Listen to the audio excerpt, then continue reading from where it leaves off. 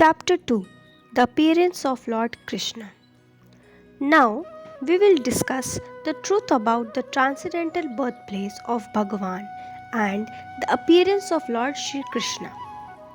Once upon a time, Bhumi, the predominating deity of the earth, felt overburdened by different demons posing as member of royal order. Feeling aggrieved upon seeing her miserable condition, the lotus-born Brahma appealed to the Shirodakshai Vishnu, the maintainer of the universe, saying, "Please deliver the goddess Bhumi, who is feeling greatly distressed by her demoniac kings. Only you can remove this terrible influence from the earth." The time for an appearance of Lord coincided with two internal desires of Supreme Personality of Godhead. First, the Lord desired to descend on earth to increase the fortune of Yashoda and Nanda. Also, at that time, Krishna wanted to relish the sweet mellow of Shringar Ras while enacting his worldly pastimes. For these two reasons, the Lord appeared within the material creation on Bhulok, along with his parents, friends, and other eternal associates. Another distinction of Lord Krishna's earthly pastimes is that when the eternally liberated gopis such as Srimati Radharani, Chandravali, and others appeared, the Shrutis personified also appeared in the homes of other gopis because they had previously cultivated the desire to serve Sri Krishna as Vrajagopis. The Dandakaranya sages, upon seeing the Swakiya Bhav of Lord Ramchandra and Sita Devi, desired to have the same relationship with the Lord Madan Gopal. Upon attaining perfection in their sadhana, they achieved the fortunate position of appearing as gopis in Vrindavan. Yogmaya, Lord Krishna's pastime potency, who possesses unlimited abilities, appeared invisibly in Gokula to arrange this and perform other difficult tasks on behalf of the Lord. Sri Nanda, Yashoda, and others appeared in Mahavan before the Lord. The Gopas, Gopis, and other eternally liberated associates appeared after the Lord. Then, those who had attained perfection by sadhana, namely the Shrutichari and Munichari, took birth in Vrindavan. Learning of Krishna's imminent appearance, the earth personified, feeling like a wife happily greeting her husband after a long separation, immersed in unlimited joy. At the time of Krishna's birth, the general mass of people tasted the inner bliss that devotees forever relish. Auspicious signs abundant everywhere. As Vishnu's conch shell Panchajanya opens in a clockwise fashion, similarly, auspicious sacrificial fires glowed in all directions. Pure, gentle breeze brought a refreshing coolness like devotees who satisfy and sanctify everyone with their calm, sweet, and affectionate behavior. The whole atmosphere becomes as completely purified as the heart of a devotee. The devotees once again found peace and prosperity in worshipping lotus feet of Lord Hari. Fruits filled the jubilant trees, but the envious demons exhibited various inauspicious signs of degradation such as rapidly aging bodies and symptoms of imminent death. The desire vines of the celestial denizens seemed to be hanging in air as if eager to produce fruits. At that time, all directions became felt as pure and joyful as the mind of a devotee who has received the mercy of Lord Hari. Just as gems, mantras, or medicines can remove a poisonous disease from a body of a man, the Advent of Lord relieved the world from the contamination of material existence and the sinful effect of the demons. Happiness gradually replaced the distress in everyone's heart. The body of all creatures manifested extraordinary beauty and youthful vitality. Men felt extremely joyful and displayed virtuous qualities. Throughout the world, people behaved cordially and interacted amicably. Happiness twinkled in everyone's eye. At the end of Dwapar Yuga, which completely destroys faults and doubts, an auspicious, favorable, obstacle free time appeared on the 8th day of waning moon in Bhadra month. Just as the sweet moment, the Rohini Nakshatra, along with the good qualities of moon and an auspicious conjunction of stars called Ayushman, appeared in the sky to give shelter to gentle persons. As the living entity comes out from the womb of his mother, and the moon appears on the lap of eastern direction, Yogeshwara Shri Krishna, the personification of complete bliss, appeared amidst great festivities. As the moon appears in the lap of eastern direction, which is like a beautiful bride, Krishna manifested the wonderful pastime of his appearance out of his love and compassion for the conditioned souls. Due to the austerities performed in previous life, Vasudev and Devaki received the opportunity to momentarily relish parental affection for Lord Sri Krishna when he appeared before them in form of Vasudev. Thereafter, in fear of Kamsa, Vasudev brought Vasudev Krishna to Gokul. There, the Supreme Lord appeared as Govind before Nanda and Yashoda, his eternal parents who have been smothering him with the sweetest form of paternal love since time immemorial. The four symbols of Vishnu, Shankh, Chakra, Gada, Padma, adorned his hands and feet. The flute, flower garland, and Kaustubha mani, although present within him, had not yet manifested. In fear of cruel Kamsa, Vasudev decided to travel all his wives except Devaki to Gokul. He sent Rohini to the house of Vrajaraj Nand. By the sweet will of Lord, Yogamaya arranged for the seventh child of Devaki, Balram, to enter the womb of Rohini. As a result, Balram appeared in the home of Vrajaraj Nand before the birth of Krishna.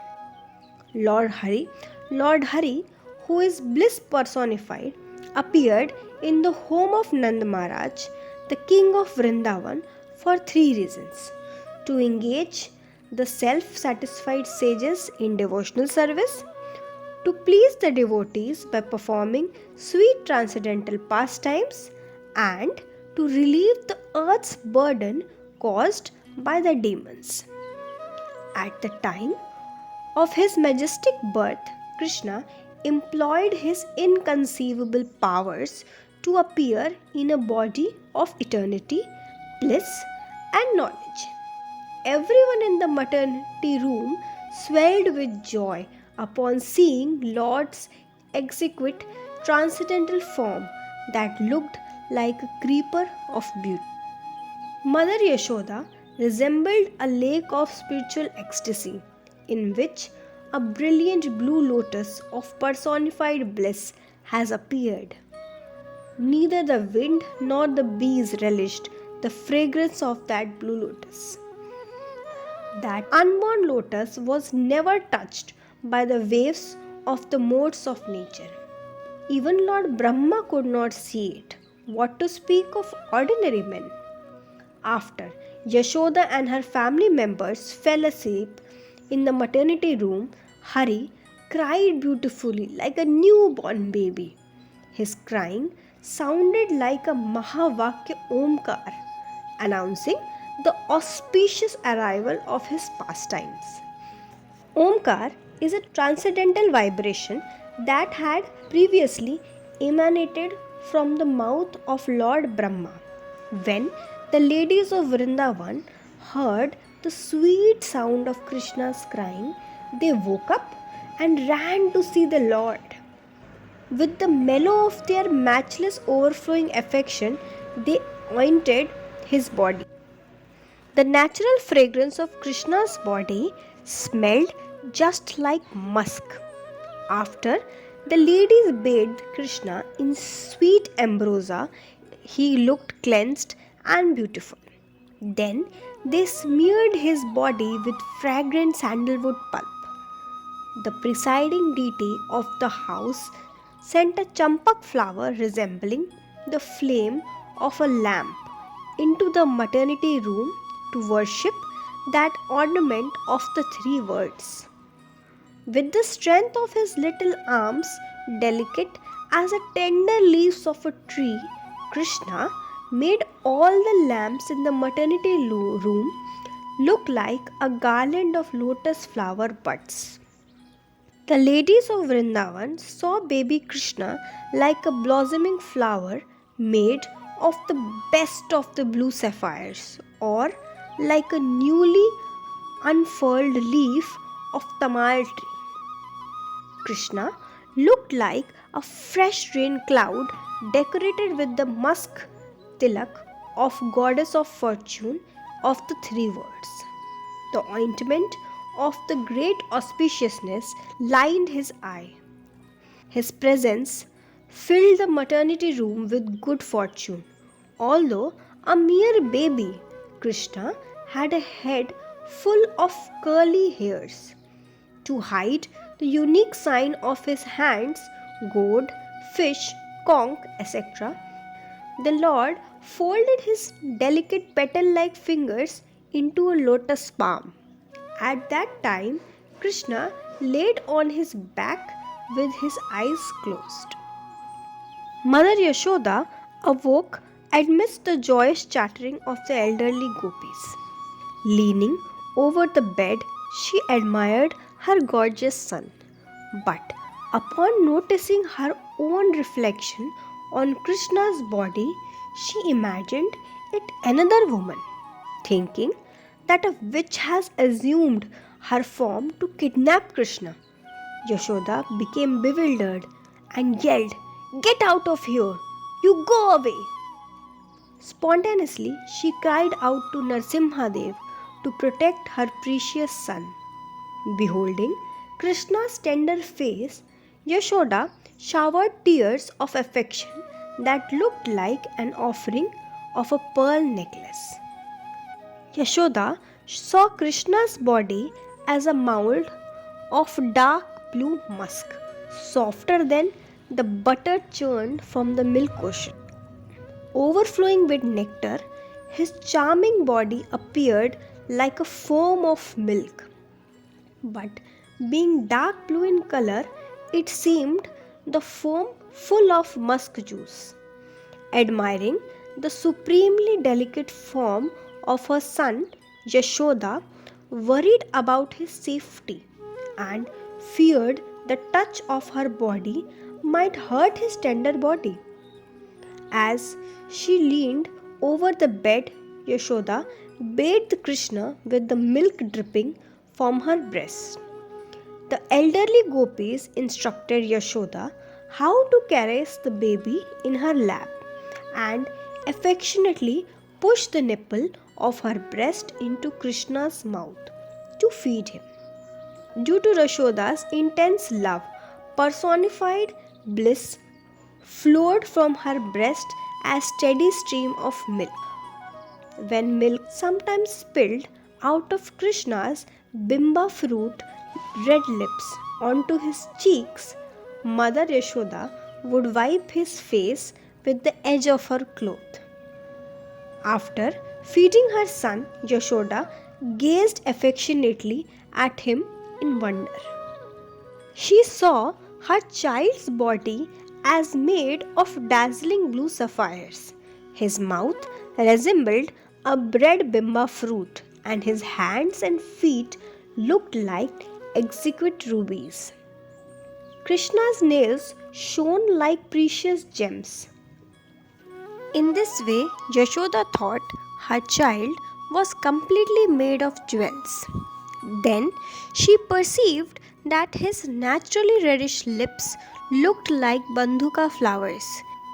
His hands and feet resembled java flowers. His nails looked like malika flowers. Yashoda then thought, Krishna's whole body seems to be made of blue lotus flowers. He does not appear to be mine. After thus deliberating within herself, Yashoda became stunned in amazement. The beautiful, soft curly hairs on the right side of Krishna's chest resembled the tender stem of a lotus.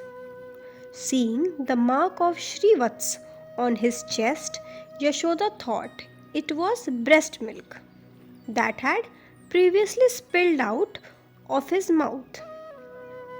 She tried unsuccessfully to remove these milk stains with the edge of her cloth. Struck with wonder, Yashoda thought this must be sign of a great personality. Observing the sign of Lakshmi on the left side of Krishna's chest, Yashoda thought a small yellow bird had made a nest amidst the leaves of a tamal tree. Could this be a streak of lightning resting on a rain cloud? Or could it be golden streaks marking a black gold testing stone? Krishna's delicate leaf-like hands and feet, glowing pink like the rising sun, looked like cluster of lotus flowers floating in the Yamuna. Sometimes Yashoda saw the curly, dark blue locks of baby Krishna as a swarm of bumblebees surrounding his face. Intoxicated from drinking too much honey nectar, the bees just hovered in the sky. His thick, beautiful blue hair appeared like dark night. The two lotus eyes of Krishna looked like a pair of blue lotus buds. His cheeks resembled two huge bubbles flowing in the lake of liquefied blue sapphires. Krishna's attractive ears looked like a pair of fresh, unfurled leaves growing on a blue creeper. The tip of Krishna's dark nose appeared like the sprout of a tree, and his nostrils looked like bubbles in the Yamuna river, the daughter of sun god. His lips resembled a pair of red java flower buds. Krishna's chin rivaled a pair of ripe red jambu fruits. Seeing the extraordinary beauty of her son fulfilled the purpose of her eyes and submerged Yashoda in an ocean of bliss. The elderly Vrajavasi ladies addressed Vrajraj Nand, O most fortunate one, you fathered a son. Previously, Nanda Maharaj had felt deeply aggrieved over his long standing inability to obtain a son. His heart was like a small lake that had completely dried up during a long hot summer. But when Nand Maharaj heard of his son's birth, he felt as if the dry lake of his heart had been blessed with a sudden downpour of nectar. The gentle sound of Krishna's voice removed all his grief and lamentation. Now he bathed in the rains of bliss, swam in the ocean of nectar, and felt embraced by the joy stream of celestial Ganges. Eager to see his son, Nanda's body thrilled with astonishment and waves of ecstasy as he stood outside the maternity room. Because he has accumulated heaps of pious activities, it appeared that the king of Vrindavan was now shaking hands with the personification of pious deeds. Anxiously, standing in the background, Yogamaya induced Nand Maharaj to enter the maternity room. He rushed in to see his son, the personified seed of condensed bliss. It seemed that the auspiciousness of the three worlds now resided within Krishna, the original cause of everything. Nanda saw his son as a perfectly charming person. The kajal around Krishna's eyes looked like lines on a black creeper of beauty, as the very embodiment of Nanda's good fortune. Sri Krishna bloomed like a beautiful flower in a garden of desire trees. The Aparajita flowers is compared to the body of Queen of Vrindavan.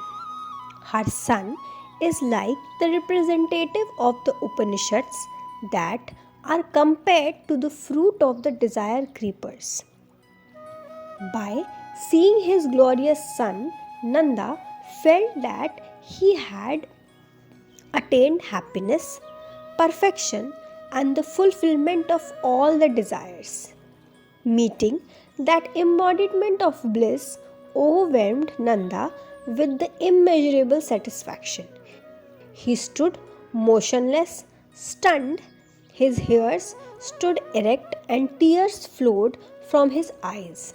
He appeared like a person carved in a stone or a figure drawn in a painting. For some time, Nand Maharaj remained in his semi-conscious state like a sleeping man about to awaken. Upananda, Sunanda, and other relatives felt extremely joyful while observing the best of Brahmanas perform the rituals of purification for Krishna's birth. To ensure his son's welfare, Nanda Maharaj donated newborn calves to each and every Brahman, thus turning their homes into abode of Surabhi cows. These cows had gold and silver plated horns and hoofs, and jeweled necklaces adorning their necks. In addition, Vrajapati Nanda filled the courtyard of their homes with hills of gold, jewels, and sesame seeds. While Nanda distributed charity, the Kamdhenus, touchstones, and desire trees lost their power to produce valuable items. Even the jewel producing ocean lost their stock of jewels, and the goddess of fortune, the abode of lotuses, had but one lotus in her hand. The auspicious news of Krishna's wonderful appearance spread in all the directions by word of mouth. Delight danced in the heart of Nanda, his brothers Upananda and Sunanda, and all the other Gopas.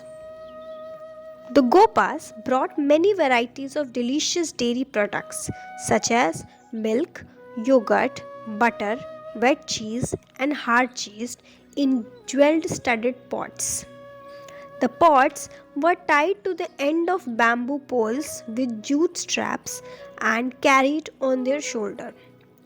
Bedecked with many precious jeweled ornaments, the Gopas appeared very handsome.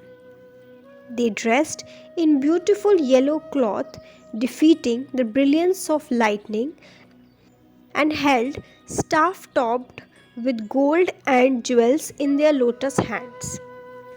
As a great ocean spreads its waves in all directions, the birth of Krishna filled the Vrajavasis with unbounded bliss.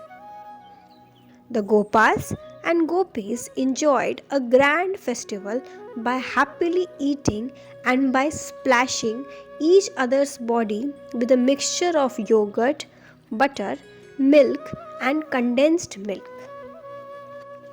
The society girls visiting Nand Maharaj's house experienced more happiness than they ever had felt since their birth. Their minds saturated with joy and satisfaction. Hearing the delightful description of Krishna's birth carried away the chariots of their minds and made them abandon all other duties. They became possessed with the desire to see Krishna. Sparkling rubies hung from the necklaces adorning the society girls. Their diamond studded armlets shone more beautifully than the drop of crystal clear water. The jewels inlaid golden bangles boasted unparalleled elegance. For this unique festival, they took out some highly ornamented waist belt from their jewel boxes and tied them around their hips. The sweet jingling of the waist bells resting on their broad hips enhanced the beauty of these society girls. They attracted the minds of everyone with their bulky golden anklets, loosened hair braids, and graceful gait, which resembled the smooth gliding of swans.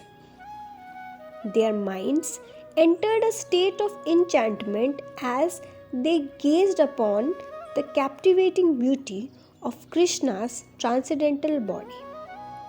To worship Krishna, they brought golden trays full of auspicious articles such as fruits, flowers, yogurt, dhruvagas, uncooked rice, and jewel-begged lamps. They covered the offering plate with splendid yellow silk cloth and held them in their soft lotus hands. Their jeweled ankle bells vibrated pleasantly as they walked. Beholding the astounding beauty of the delicate baby, the society girls considered the purpose of their eyes fulfilled. They perceived Krishna's perfect birth to be like the appearance of the leaves of an important herbal medicine. Krishna resembled a blue lotus floating in the lake of his parents' affection. After bestowing their blessings for Krishna's prosperity, they worshipped Krishna with fresh flowers and a constant shower of loving glances. With great enthusiasm, the society girls glorified Vrajeshwari Yashoda since she had attained the essence of all good fortune by having Krishna as her son. Leaving the maternity room, the society girls entered the assembly hall of Nand Maharaj's palace. Their faces looked exceedingly beautiful as they sung melodious songs, which resembled the soft sweet humming of bees moving amidst a cluster of lotus flowers. All the guests bathed in a nectar shower produced by these soothing sounds. Overwhelmed with love, they filled their lotus palms with fragrant oil, turmeric paste, and fresh butter and started smearing each other's faces and bodies. They looked very attractive with their smiling faces and glittering white teeth. Their red lips seemed more beautiful than red bandhuka flowers. This incredible display of elegance smashed the pride of the goddess of fortune of the three worlds. Carried away with joy over Krishna's birth, they freshly threw cheese balls, butter, yogurt at each other. One could mistake the white ball of cheese for hailstones, solidified moonlight, or white mud from the floors of milk ocean. Then they showered each other with buttermilk, aromatic oils, and water mixed with turmeric. Cymbals, damru drums, berries, and big drums vibrated auspicious sounds in specific melodies. A celestial concert of precise poetic meters, proper rhythms, and metric compositions suddenly manifested there. The musical ensemble inspired the society girls to sing and dance in mirth and merriment. Though not good singers by the will of Lord, they sang with great virtuoso. Their wonderful songs filled Nand Maharaj's heart with joy.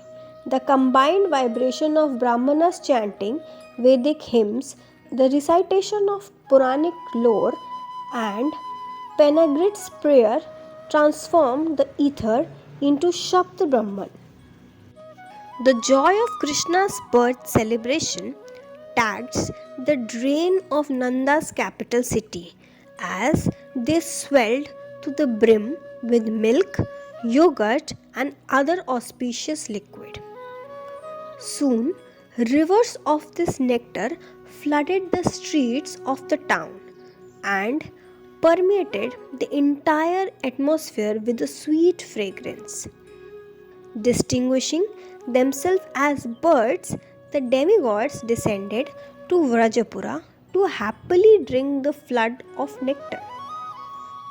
The Vrajavasis decorated their cows with gold and jeweled ornaments. Then, in great excitement, they smeared them with oil, fresh butter, and turmeric paste. Beholding Krishna in their hearts, these fortunate cows looked like the essence of earth's auspiciousness. The whole world resounded with their jubilant bellowing. Absorbed in the ecstasy of Krishna's birth, they forgot about eating and drinking. The festival drowned the gopis in an ocean of joy. After offering oil, vermilion, garlands, and utensils in charity to all the assembled gopis, Rohini, the wife of Vasudev, asked them to bless Krishna. Upon completion of the sacrifice, Upananda and the other relatives felt constant happiness while taking their baths. Keeping the king of Vrindavan in the front, Nanda's relatives offered opulent cloth, jeweled ornaments, tambula, garland, and sandalwood pulp to the guests. Then they humbly requested all the attendants to bless the wonderfully auspicious boy who had just appeared in Vrindavan.